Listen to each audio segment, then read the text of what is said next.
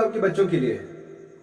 आज इस वीडियो में जो बताने जा रहा हूं उससे आपके बच्चे सफल हो सकते हैं और उनकी मदद आप बड़े आसानी से कर पाएंगे।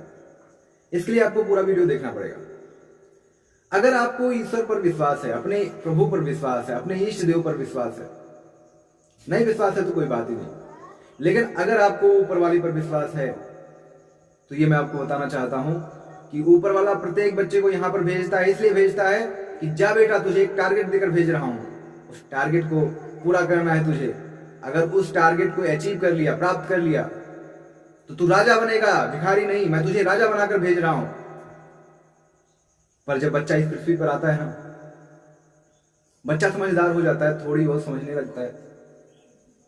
ऊपर वाला कहता है बेटा तू समझदार हो गया, अब क्या करेगा, मैंने जो होता है वो नहीं करेगा।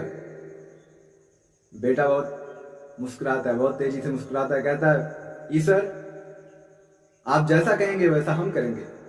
ईश्वर कहते हैं बाहर निकल, अनुभव ले अपनी जिंदगी का, तब तो लक्ष्य प्राप्त कर पाएगा। बच्चा बाहर निकलता है, जमीन पर उतरता है अनुभव लेने के लिए। माता पिता क्या करते हैं? माता पिता कहते हैं धूल लग जाएगी, बेटे को यहां मत जाने दो, वहां मत जाने दो, कमजोर बना देते हैं, अनुभव नहीं लेने देते, बच्चे को उठा करके अंदर कर देते हैं। ऊपर वाला देख रहा होता है, ऊपर वाला बच्चे से कहता है क्या कर रहा है, मेरी आज्ञा नहीं मानेगा। यह सुनकर बच्चा रोने लगता है, बहुत तेजी से रोता है, लेकिन माता पिता समझ नहीं पाते। माता पिता को लगता है कि बच्चा गलत कर रहा है। नहीं, बच्चा ईश्वर की देन है और ईश्वर ही उसे सब कुछ डिसाइड करता है कि उसे क्या करना है, क्या नहीं करना है। आप डिसाइड करोगे? बिल्कुल नहीं, लेकिन आप डिसीजन लेते हो। पूरी बात सुनिएगा। इसी प्रकार जब बच्चा धीरे धीरे बड़ा होने लगता है ना, ईश्वर कहता है कि बेटा मेरे लक्ष्य को भूल गया। बेटा कहता है नहीं प्रभु, मैं आपके लक्ष्य को नहीं भूल सकता, आप ही तो हमारे सब कुछ हैं, आप बताइए मैं चल रहा हूं।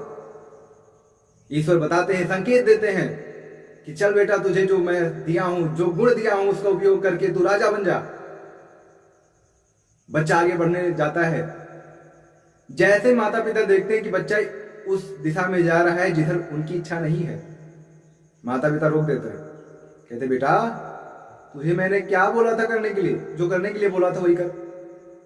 बेटा मजबूर।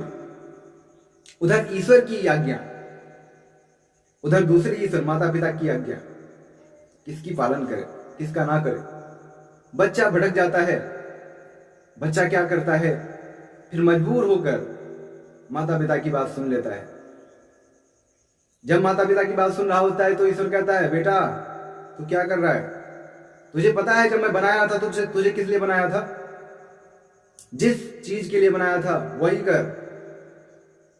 फिर बेटा कंफ्यूज हो जाता है, उसको समझ में नहीं आता क्या करूं, लेकिन मजबूरी में इस समाज के डर से, माता पिता के डंडे के डर से वह माता पिता की बात को मानता है। इसी दोनों के बीच में, ईश्वर और माता पिता के बीच में जो झगड़ा है ना, उस झगड़े के बीच में आपका बच्चा पल रहा है। क्या इस बात से आप वाकिफ हैं? इस बात से वाकिफ आप बिल्कुल नहीं हैं। आप सिर्फ चाहते हैं कि आपकी बात माने, लेकिन याद रखिए ऊपर वाला चाहता है आपके बच्चे को राजा बनाना। ऊपर वाले में कमी है क्या? आपको लगता है ऊपर वाले में कमी है? जब बच्चा भेजता है इस पृथ्वी पर तो कुछ कमी निकाल के भेजता है, उसे गरीब बनाकर भेजता है? बिल्कुल नहीं। उसे एक टारगेट देकर भेजता है, लेकिन आप लोग उस टारगेट तक पहुंचने नहीं देते। ईश्वर कहता है कि तू इधर जा, आप कहते हो कि इधर जा। बच्चा दोनों दिशा में नहीं जाकर के एक तीसरी दिशा पकड़ लेता है, और वो तीसरी दिशा विनाश का होता है, और आपका बच्चा लाचार हो जाता है। 30 साल तक यही करता रहता है। 30 साल तक आपका बच्चा इन्हीं दोनों के बीच में झगड़ता रहता है। जब 30 साल बीत जाते हैं, आधी उम्र खत्म हो जाती है, ईश्वर कहते हैं बेटा आज तक तुझे मैं संभालता रहा, लेकिन तू मेरी बात नहीं माना। जब ईश्वर ये बात कह देते हैं तो माता पिता भी उसी वक्त कह देते हैं बेटा नौकरी नहीं करेगा तो कौन बाप इसको अपनी बेटी देगा, इस जैसे निकम्मे को। 30 साल हो गए तुझे संभालते संभालते, तेरा खर्चा देखते देखते, अब तू निकल ले। इधर 30 साल तक झगड़ता रहा, अपने शरीर को, अपने जिंदगी को तड़पाता रहा, संघर्ष करता रहा। 30 साल के बाद फिर वही संघर्ष शुरू हो जाता है उस लाइफ में। बाहर जाता है, अपने ही परिवार को छोड़ करके बाहर जाना पड़ता है। सोचिए उस बच्चे के लिए क्या गुजरती है, आप लोग अच्छे से समझ सकते हैं। मैं यही चाहता हूं कि ऊपर वाला है, अगर आपको लगता है ऊपर वाला है, ईश्वर है, तो हर एक जिंदगी में एक लक्ष्य देकर के भेजा है। उस लक्ष्य को उसे प्राप्त करने दीजिए, आप बीच में मत आइए। आप अपने स्वार्थ के कारण, सिर्फ अपने स्वार्थ और समाज के कारण आप उसे एक निश्चित दिशा में जाने से रोक लेते हैं, जिससे आपका बेटा असफल हो जाता है।